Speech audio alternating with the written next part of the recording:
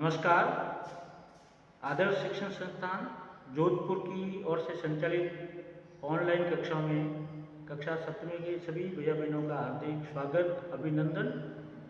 अभी हम हमारा अतीत का पार्ट 2 नए राजा उनके राज्य के बारे में पढ़ रहे हैं। पहले की वीडियो में हमने चोल वंश राज्य की स्थापना कैसे हुई थी इसके बारे में समझा था। अब आज के वीडियो में हम ये समझेंगे कि चोल साम्राज्य में स्थापत्य कला और मूर्ति कला और सिंचाई व्यवस्था, कृषि, इसका कितना विकास हुआ था, कैसे कैसे इन्होंने इसके विकास के लिए काम किए, क्योंकि चोल साम्राज्य सबसे विकसित साम्राज्यों में से था। तो आज हम चोल साम्राज्य की स्थापत्य कला, मूर्ति कला और उसकी कृषि और सिंचाई, इनके बारे में समझेंगे। पहले आपने ये ध्यान में किया है कि ये चोल साम्राज्य दक्षिण भारत में, वर्तमान में जिसको हम तमिलनाडु राज्य बोलते हैं, उसके केंद्र में था। इसका राज्य का विस्तार तो पूरे दक्षिण भारत में था। उत्तर भारत में भी हमने देखा गंगा नदी को भी पार कर गए थे, लेकिन इसका मूल जो भाग है तमिलनाडु में, वहाँ इसका केंद्र था, कावेरी नदी की डेल्टा भाग में। इस चोल वंश के 2 प्रतापी शासक हुए हैं, राजराज प्रथम और राजेंद्र प्रथम। तो राजेंद्र प्रथम ने तंजावुर और गंगईकोंड चोलपुरम, तंजावुर और गंगईकोंड चोलपुरम नामक स्थान पर 2 भव्य मंदिर बने, जो मंदिर स्थापत्य कला के बेजोड़ नमूने कहे जाते हैं। विश्व के लिए बहुत बड़ा वो आश्चर्य, अद्भुत कला है। स्थापत्य कला का मतलब है भवन बनाने की कला। तो वो 2 मंदिर बहुत, एक तरह से उसको कह सकते हैं, वो चमत्कारिक मंदिर, चमत्कार है, क्योंकि ऐसा बनाना आज के युग में असंभव माना जाता है। इसलिए वो तंजावुर के और गंगईकोंड चोलपुरम के मंदिर और स्थापत्य और मूर्ति कला दोनों की दृष्टि से बहुत बड़ा चमत्कार के रूप में संसार के लोग मानते हैं। इतने सुंदर बने चोल मंदिर जो थे वो केवल पूजा के स्थान ही नहीं थे, वहाँ केवल पूजा नहीं की जाती, उसके साथ साथ चोल मंदिर है आर्थिक, सामाजिक और सांस्कृतिक केंद्र भी थे। तो चोल जो मंदिर थे, जहाँ जहाँ मंदिर थे वहाँ बहुत बड़ी बड़ी बस्तियाँ विकसित हो गई थी, लोग रहने चालू हो गए थे और संपन्न लोग थे, क्योंकि इस मंदिर को राजाओं ने और अन्य लोगों ने जो दान देते थे, भूमि का दान, उस भूमि के दान देने से ये मंदिर बहुत संपन्न कहलाते थे। आर्थिक दृष्टि से ये मंदिर बहुत संपन्न थे। और वो जो भूमि दान में मिलती थी राजा के द्वारा या अन्य जो लोग देते थे, श्रद्धालु भक्त लोग, उसके द्वारा दी गई भूमि का उपयोग वहाँ रहने वाली बस्ती के लोग मिलकर के करते थे। तो मंदिर के आसपास कौन कौन लोग रहते थे? पुजारी रहते थे, माला बनाने वाले रहते थे, बावर्ची रहते थे, मेहतर रहते थे, संगीतकार रहते थे, नृत्य करने वाले लोग रहते थे। ये सभी लोग उस जमीन का उपयोग अपने भरण पोषण के लिए उसका उपयोग करते थे। ये सारे समूह बहुत बड़े विकसित हो गए थे। एक मंदिरों के पास में बहुत बड़े शिल्पकार भी रहते थे, शिल्प का भी उत्पादन होता, धातु का बहुत बड़ा केंद्र था। जैसे वहाँ की कांस्य जो धातु है, कांस्य धातु, उसकी बहुत सुंदर प्रतिमाएं बनी रहती थी। पूरे विश्व में वैसी प्रतिमाएं कोई नहीं बना सकता, इसलिए कांस्य प्रतिमाओं में वो पूरे विश्व के अंदर और प्रसिद्ध है। तो मंदिर का हमने देखा, उसके आसपास में लोग रहते थे, कई बस्तियां विकसित हो गई थी, और उन बस्तियों में रहने वाले लोगों का जीवन निर्वाह वहाँ के राजा के द्वारा दी गई भूमि, अन्य लोगों के द्वारा जो दी गई भूमि है उसके द्वारा होती थी। उस भूमि का समुचित प्रयोग वहाँ के रहने वाले लोग करते थे। जैसे पुजारी है, मालकारी है और बावर्ची है, मेहतर है, संगीतकार है, नर्तक है, वो अपनी आजीविका के लिए उस भूमि का उपयोग करते थे। और मंदिर के पास में और एक बहुत बड़े शिल्प का उत्पादन करने वाले लोग भी रहते थे। तो वो बहुत बड़ी सुंदर कांस्य की प्रतिमाएं बनाते थे।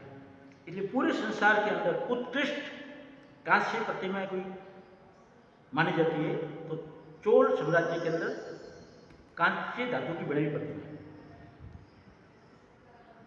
तो इस प्रकार हम देखते हैं कि वो जो शिल्प कलाकार है कांस्य की जो प्रतिमाएं बनाते थे जो दुनिया में प्रसिद्ध रहती थी, उसमें ज़्यादातर मूर्तियां देवी देवताओं की ही बनाते थे, कुछ मूर्तियां वो व्यक्तियों की भी बनाते थे। तो इस प्रकार एक चित्र में आप मूर्ति दिखा रहे हैं, उसको देखिए आप, कितनी सुंदर मूर्ति। ऐसे एक चोल मंदिर दिखा रहे हैं, आप नक्शे में देखेंगे तो इस चित्र में ये चोल मंदिर है, नीचे से चौड़ा है, ऊपर से पतला होता जा रहा है। और इनकी जो मूर्तियों की जो कलाकारी है, जो भित्ति चित्र है, दीवारों पर जो चित्र बनाए वो बहुत कलात्मक रूप से बनाए हुए। तो स्थापत्य और मूर्ति ये दोनों का बेजोड़ नमूना है चोल मंदिर। ऐसे भव्य चोल मंदिर राजा अपनी ख्याति के लिए बनाते थे और उस मंदिर के आसपास में बहुत सारी बस्तियां रहती थी जो जिनका जीवन उस मंदिरों पर निर्भर रहता था। इसलिए मंदिर जो है आर्थिक दृष्टि से, सामाजिक दृष्टि से और सांस्कृतिक दृष्टि से बहुत बड़े केंद्र बन चुके थे। अब हम पढ़ेंगे चोल साम्राज्य में कृषि कैसे होती है। अभी हमने देखा है कि चोल साम्राज्य क्या है, कावेरी नदी जब बंगाल की खाड़ी में गिरती है तो अनेक धाराओं में, छोटी छोटी धाराओं में बढ़ जाती है, उसको बोलते हैं डेल्टा। वो डेल्टा की जो जमीन है वो बहुत उपजाऊ है, क्योंकि वो छोटी छोटी जो नदी की धाराएं हैं वो पानी को बार बार उलेटती है, यानी अपने जो मुख्य पथ होता है उससे जमीन पर पानी डालती है, उसके साथ बहुत सारी मिट्टी आती है, वो मिट्टी पौधों के लिए बहुत उपजाऊ होती है और पौधों को भी पानी मिलता रहता है। इसलिए कावेरी नदी के डेल्टाई भागों में वो विशेष रूप से कृषि करते थे और वहाँ और मुख्य रूप से वो चावल की खेती करते थे। चावल की खेती करने के लिए ये कावेरी नदी के डेल्टाई भाग बहुत उपयोगी था। और केवल चोल साम्राज्य में नहीं, दक्षिण भारत में उस समय पूरे तमिलनाडु क्षेत्र के अंदर खेती विकसित हो चुकी थी 5वीं और 6ठी शताब्दी में, और बहुत बड़े वहाँ इलाके में खेती शुरू हुई। और इसके लिए उन्होंने खेती का विस्तार किया है, तो जमीन को साफ करना, समतल बनाना, जंगलों को साफ करना, इस प्रकार उन्होंने खेती का विस्तार किया। और कई जगह पर तो साल में 1 से अधिक फसलें भी वो लेते थे। इस प्रकार अभी डेल्टाई भाग में करते थे। डेल्टाई भाग में जो नदियों की जो छोटी छोटी धाराएं हैं उससे जो पानी आता है वो पानी तट को मिलता रहता है, उसके पास में खेती करते थे, तो सिंचाई भी हो जाती थी। कभी कभी नदियों में ज़्यादा पानी आ जाता है तो उस पानी को ज़्यादा आने से बाढ़ आ गई, उस पानी को रोकने के लिए वो तटबंध बनाते थे, यानी नदी के किनारे ऊंची दीवारें बनाते थे ताकि पानी अधिक नहीं आए। तटबंध का निर्माण करते थे। और फिर खेत मान लो बहुत दूर तक है, ये तो डेल्टा भाग तो कहाँ होगा जहाँ नदी समुद्र में गिरेगी वहाँ पर, लेकिन बहुत बड़े भूभाग में खेती करनी है तो वहाँ से पानी को नहरों के द्वारा खेतों तक ले जाता है। तो ऐसे नदी के द्वारा खेतों की सिंचाई ये तमिलनाडु में और चोल साम्राज्य में प्रचलित थी। कई जगह पर फसलों की सिंचाई के लिए कृत्रिम और सिंचाई व्यवस्था भी करनी पड़ती है। कृत्रिम का मतलब है मानव द्वारा निर्मित। अभी जो हम सिंचाई करते हैं कैसे, प्राकृतिक सिंचाई, यानी नदियाँ जो है वो प्रकृति के द्वारा बहती है, बरसात होती है तो नदियों में पानी आता है और उस पानी से वो लोग खेती करते थे, ये प्राकृतिक सिंचाई होती है। कृत्रिम सिंचाई का मतलब है मनुष्य अपने द्वारा करके नए नए आविष्कार ढूंढते थे। जैसे वो कुएं खोदते थे, कुओं से पानी निकाल कर खेतों में देते थे। फिर उन्होंने बहुत बड़ी बड़ी नहरें विकसित कर दी, वो नहरों के द्वारा खेतों में पानी जाता था। तो नहरें विकसित करने के लिए पानी चाहिए, तो पानी के लिए उन्होंने क्या किया, बरसात का जो पानी है उसको इकट्ठा करना प्रारंभ किया। उसके लिए बहुत बड़े बड़े बांध बनाए, जिसको आज की भाषा में डैम कहते हैं। ऐसे बहुत बड़े बड़े तालाब, बांध उसमें बरसात के पानी को इकट्ठा किया, वहाँ से नहर निकाल करके अपने खेतों तक वो सिंचाई की व्यवस्था करते थे। तो कुओं के द्वारा और बांध बना करके नहर के माध्यम से ये मनुष्य ने अपने प्रयास से किया, इसलिए इसको बोलते हैं कृत्रिम सिंचाई। ये भी व्यवस्था होती थी। अब इतना बड़ा सिंचाई का उनके तंत्र विकसित था, तो इसके लिए व्यवस्था भी करनी पड़ती।